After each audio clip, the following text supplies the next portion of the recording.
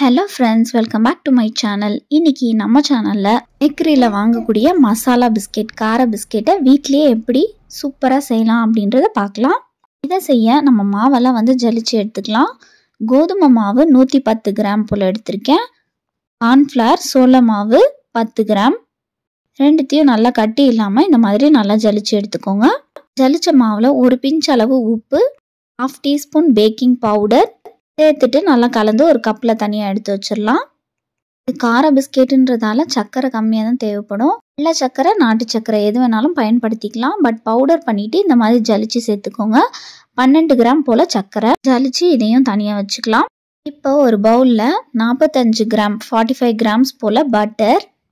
எண்ணெயை உருக்கி சேர்க்கக்கூடாது. ரூம் டெம்பரேச்சரில் இருந்தால் நல்லது. சப்போஸ் ரூம் டெம்பரேச்சரில் இல்லை அப்படின்னா நல்லா இந்த மாதிரி ஸ்மாஷ் பண்ணி எடுத்துக்கோங்க. பட்டர் நல்லா ஸ்மாஷ் ஆகி இல்லை ரூம் டெம்பரேச்சரில் நல்லா இந்த மாதிரி வந்ததுக்கப்புறம் இதில் நம்ம எடுத்து வச்சுருக்க ஜலிச்ச சர்க்கரையை சேர்த்துட்டு நல்லா அதையும் கலந்து விட்டுக்கலாம். பட்டரும் சர்க்கரையும் நல்லா கலந்ததுக்கப்புறம் இதில் 1 டேபிள் ஸ்பூன் அளவுக்கு தயிர் சேர்த்து அதையும் நல்லா கலந்து விட்டுக்கோங்க. இதெல்லாம் நல்லா மிக்ஸ் பண்ணதுக்கப்புறம் நம்ம கோதுமை மாவு, கார்ன்ஃப்ளவர் இதெல்லாம் ஜலிச்சு எடுத்து வச்சுருக்கோம் இல்லையா, அந்த மாவை இதில் சேர்த்துட்டு மசாலாலாம் இதில் சேர்த்துடலாம். 1 டீஸ்பூன் போல் ஜீரகம், நான் ஒரே ஒரு பச்சை மிளகாய் எடுத்திருக்கேன். உங்கள் காரத்துக்கு ஏற்ற மாதிரி சேர்த்துக்கலாம். கொஞ்சமாக பாதாம் 1 டேபிள் ஸ்பூன் அளவு இந்த மாதிரி க்ரஷ் பண்ணி வச்சுருக்கேன். கொஞ்சமாக கருவேப்பிலை, கொஞ்சமாக கொத்தமல்லி, ஒரு 1/2 டேபிள் ஸ்பூன் அளவு இஞ்சி பூண்டு விழுது, 2 டீஸ்பூன் வெள்ளை எள்ளு, 1/2 டீஸ்பூன் மஞ்சள் தூள் எல்லாத்தையும் சேர்த்து நல்லா மிக்ஸ் பண்ணி விட்டுக்கலாம்.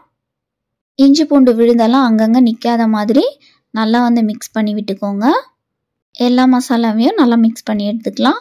இதில் நம்ம வேணும்னா காரத்துக்கு சில்லி ஃப்ளேக்ஸு இல்லை கொஞ்சமாக மிளகாய் தூளும் ஆட் பண்ணிக்கலாம். நான் ஒரு 1/4 டேபிள் ஸ்பூன் அளவு மிளகாய் தூள் சேர்த்துருக்கேன்.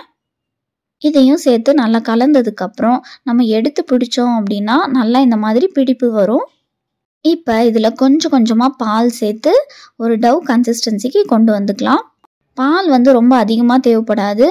ஒரு 2லேருந்து 4 டேபிள் ஸ்பூன் அளவு மில்க் தேவைப்படும். மாவு ரொம்ப இலகுன மாதிரியும் இருக்கக்கூடாது, ரொம்ப கெட்டியாகவும் இருக்கக்கூடாது. பாருங்கள், இந்த மாதிரி இருக்கணும். இந்த மாதிரி மாவு பிசைஞ்சு எடுத்ததுக்கப்புறம் ஒரு ஏர்டைட் கண்டெய்னர்லேயோ இல்லை கிளிங் ரேப்பர்லேயோ இந்த மாவை ஒரு 10 மினிட்ஸ் போல் வச்சு ஃப்ரிட்ஜில் வச்சிடலாம்.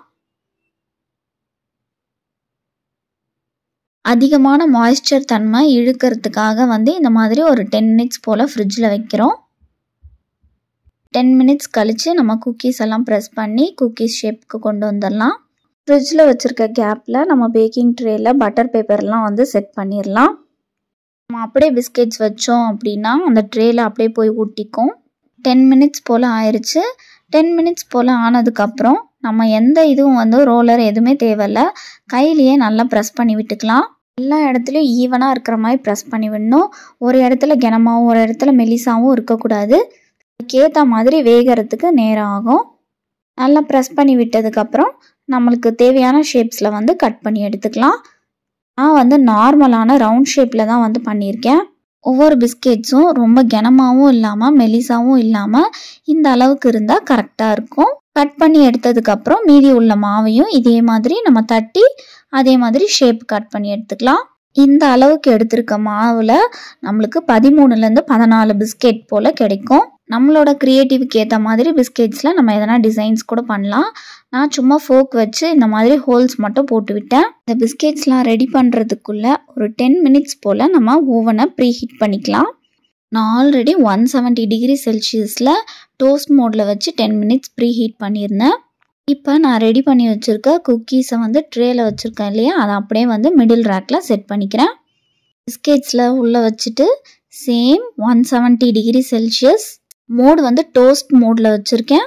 டைம் 15 to 20 மினிட்ஸ் நம்ம செட் பண்ணிக்கலாம். நான் 15 மினிட்ஸ் தான் வச்சுருக்கேன். ஆஃப் ஆனதுக்கப்புறம் ஒரு 5 to 10 மினிட்ஸ் பேக் மோடில் வச்சுட்டு ஆஃப் பண்ணிட்டோன்னா சூப்பராக பிஸ்கெட் ரெடி ஆகிடும். டோஸ்ட் மோடில் வைக்கிறதுனால மேலே கீழே 2 ராடும் ஹீட் ஆகும். பேக் மோடில் வச்சோம் அப்படின்னா ஒரு ராட் தான் ஹீட் ஆகும். ஸோ இந்த மாதிரி 15 to 20 மினிட்ஸ் டோஸ்ட் மோட்லேயும் அகெயின் ஒரு 5 to 10 மினிட்ஸ் போல் பேக் மோட்லேயும் வச்சோன்னா சூப்பராக இருக்கும். பிஸ்கெட்ஸ் இந்த மாதிரி தள்ளி பார்த்தோம் அப்படின்னா நகருது. ஸோ பிஸ்கெட் சூப்பராக தயாராகிருச்சு. நீங்களும் இதே ரேஷியோவில் உங்கள் வீட்டில் ட்ரை பண்ணி பார்த்துட்டு எப்படி வந்ததுன்னு மறக்காமல் கமெண்ட் பண்ணுங்கள். ஒரு இன்ட்ரெஸ்டிங்கான வீடியோவில் பார்க்கலாம். இந்த வீடியோ எல்லாத்துக்கும் பிடிச்சிருக்கோன்னு நினைக்கிறேன். வீடியோ பிடிச்சிருந்தா மறக்காமல் லைக் பண்ணுங்கள், கமெண்ட் பண்ணுங்கள், ஷேர் பண்ணுங்கள். மறக்காமல் சேனலை சப்ஸ்கிரைப் பண்ணுங்கள். பெல் ஐக்கானையும் கிளிக் பண்ணி வச்சுக்கோங்க. தேங்க்யூ.